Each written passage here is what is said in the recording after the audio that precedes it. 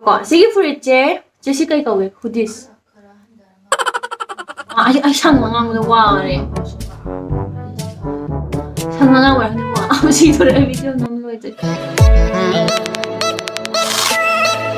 Hello everyone, welcome to my channel. Ado nga sige video is a whole video oidone sige whole video sina mayam na dum yam common oina shopping taw na ba FLIPKART tagi ne sida aina winter wear khara low bane ba. Winter wear yam hong na low bane. Duga FLIPKART sida yawi se latest selection influencer style me am yawi duga weekly oina dum refresh taw we. FLIPKART sida yawi ba production se very wide selection ya duga ma se great quality products ma ne duga FLIPKART na esitora ba genuine international brands mayam gi production yawe. Gi production se 6 truck ko quality checking chat toine. Sige sa mathakta koina FLIPKART ta vernacular language se shop taw ba yaye. FLIPKART se best value of money platform oye with 10 lakh plus styles aduga mangon da yawi ba products se starting from ₹199 only. Kay guma koina product se pam da ba khota ba yaw tar su ma se easy exchange return aduga refund su oye aduga 24-hour delivery service su laye. Siguma mayam se lai ba ki ko FLIPKART se SC30 na ban gaya India ka fashion capital. Aina utoriba winter collection gi FLIPKART gi singje sida laire ama duga FLIPKART ko winter gi oiba must production se 40 to 80% off laye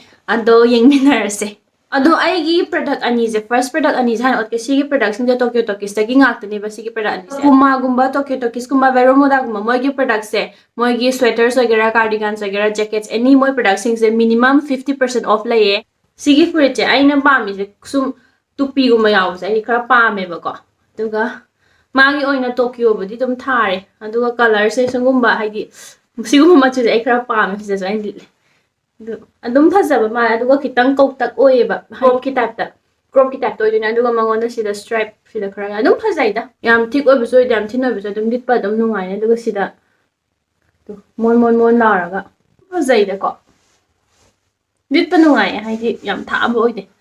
pa comfortable yu mayaw jam phajai ba to si aina sida machu haipet pink chang bada law bane ba ko gray machu ke ka adum lai bane ai description adum hapcharam ge second product sina ado si sina sweatshirt oidoine sweatshirt oidoine sweatshirt black se si so dum haide dum must have ki type to oy si sa dum litna ba dum yai dana aduga magi fi gi quality se manungi fabric se ulak ke ba ko si jo fabric ma mangi saina mon law do si jo fabric se mon law ki production na aina cap ama law bane ba ko aina cap se sum cap ama pa me na cap ama law bane si cap se upa agi si dum mine mau mine oi doin ado khangde gieng a jai na sum longning bagi law bane ba ko cap se dum mon la ga nungai ni ha ba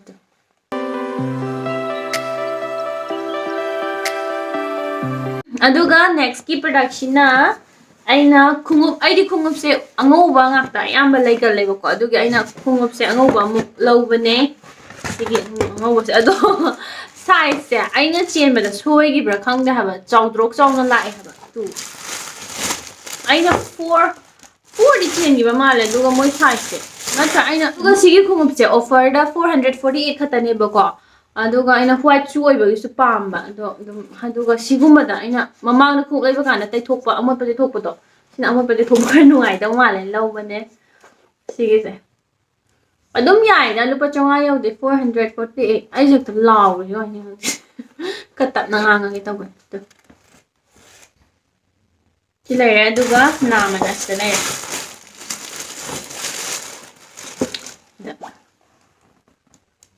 tring adu yam na soft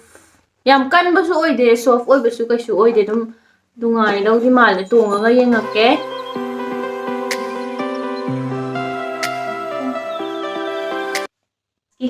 last outfit ka tangai re silai re tupi se FLIPKART ni furit se FLIPKART ni khop se FLIPKART ni dum phajai ngo dum yai moza sna ko chi khong so ko chi adune ado sigi video sigi oina last ki product se sigi hoodie se oidone ba hoodie se ma different color se lai bane aina sigi lavender color chang ba se si oina law bane purple lavender khang de ji kai color I don't know che lavender purple light purple hai tare ko BTS color adune si se law bane hoodie se different colors se loina lai bane aina mathang de top color su law ke ngasi gi oina ai sigi oina di aina sigi purple se laubane tu hoodie se yam litpa nungai yam thaaba hoodie su di pamde ba ko ijo duna si parap ta hoodie se summer khara khara changakpa winter lorakpa sai litpa di yani ko dum adune si lai ai litlaga hapake ta hoodies ko mai ai machu lining mane si machu ne ba mathang de atopa machu lairaga mu hapake apamba lambida naningtamna chachakho nangi nungaiva mafamda naningtamna lay very comfortable kuno nga ya malit pa adune sigi haul gi ai try on tawba loire ado sigi product sing aina hoji utkiba flipkart tagi winter wear product sing do pambi ba yaw tarti ai description na link loin hapjeram ge check out adum tawbiyo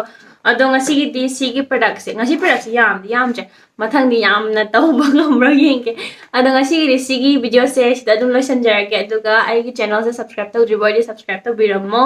ado ai je dum video se mix up tawraga thagat pane ba haidi whole video su dum thagat le duga toba funny on the vlog so dum mayam thagalake adune subscribe tawdri ba yari subscribe tawbiramo bye bye see you in my next video